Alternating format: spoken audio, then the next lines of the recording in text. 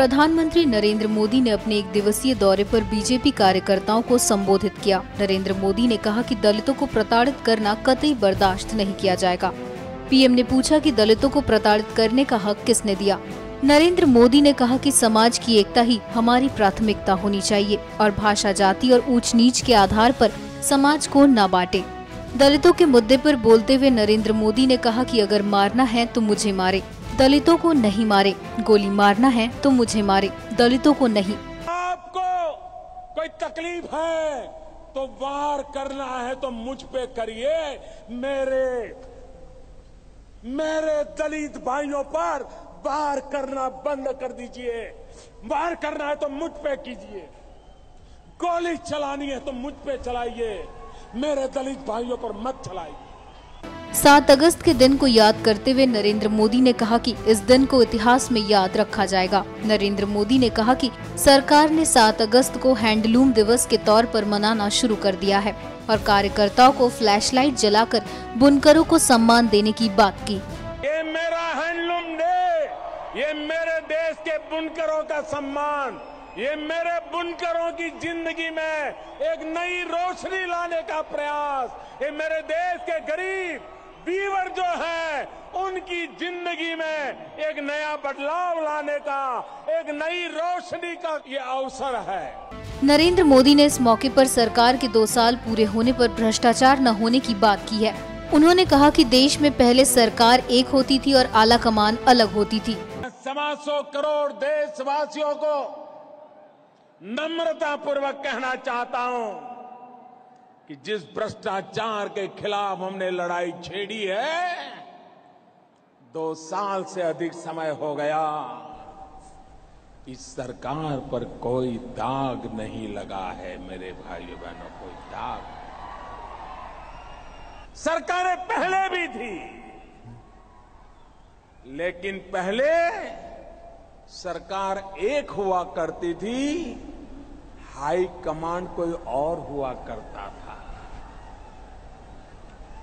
आज दिल्ली में ऐसी सरकार बैठी है जिसका हाई कमांड 125 करोड़ हिंदुस्तानी है। नरेंद्र मोदी ने सबका साथ, सबका विकास और एक भारत और श्रेष्ठ भारत की बात करते हुए जनता से अपील की। इस अवसर पर मोदी के भाषण का पूरा जोर दलित उत्थान पर था। का लेकर के चलने वाले कुछ लोग बौखला गए हैं और दलितों को किसी भी प्रकार से पीड़ित करके इश्यू खड़ा करने के खेल खेले जा रहे हैं। मैं ऐसे लोगों को कहना चाहता हूं, अगर आपको कोई तकलीफ है तो वार करना है तो मुझ पे करिए। मेरे दलित भाइयों पर वार करना बंद कर दीजिए। वार करना है तो मुझ पे कीजिए। गोली चलानी है तो मुझ पे चलाइए, मेरे दलित भाइयों पर मत चलाइए।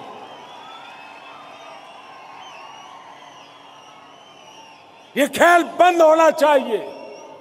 और इसलिए मेरे प्यारे भाइयों बहनों, हमने एक startup India, stand up India योजना चलाई।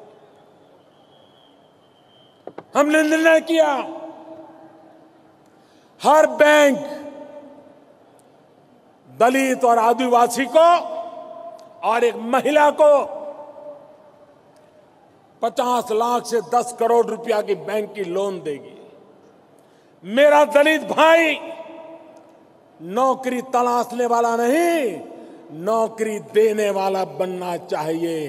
वो जॉब सीकर नहीं, वो जॉब देने वाला बनना चाहिए। और उस पर हमने काम किया। इसकी परेशानी हो रही है। मैंने एक दलित चैम्बर ऑफ कॉमर्स दी की, इसको बढ़ावा दिया। दलित एंटरप्रेन्योर का सम्मेलन किया। देश भर से 3000 से ज्यादा दलित एंटरप्रेन्योर आए और मैंने देखा कि मेरे इन दलित एंटरप्रेन्योर्स में मेरे देश को बदलने की ताकत है। मैं उनको बल दे रहा हूं, ताकत दे रहा हूं। इसके कारण कुछ लोगों को परेशानी हो रही है।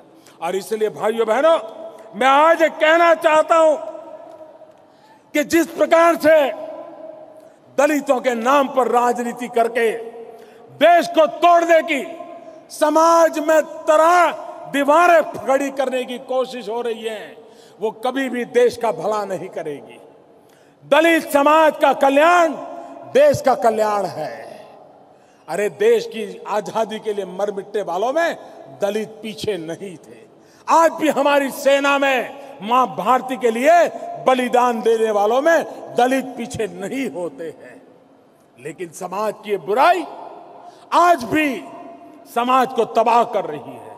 और इसलिए मैं आज हैदराबाद की इस धरती से समग्र देशवासियों से आग्रह पूर्वक कहना चाहता हूं, मनुष्य मनुष्य के बीच भेदभाव ये हमें मंजूर नहीं होना चाहिए।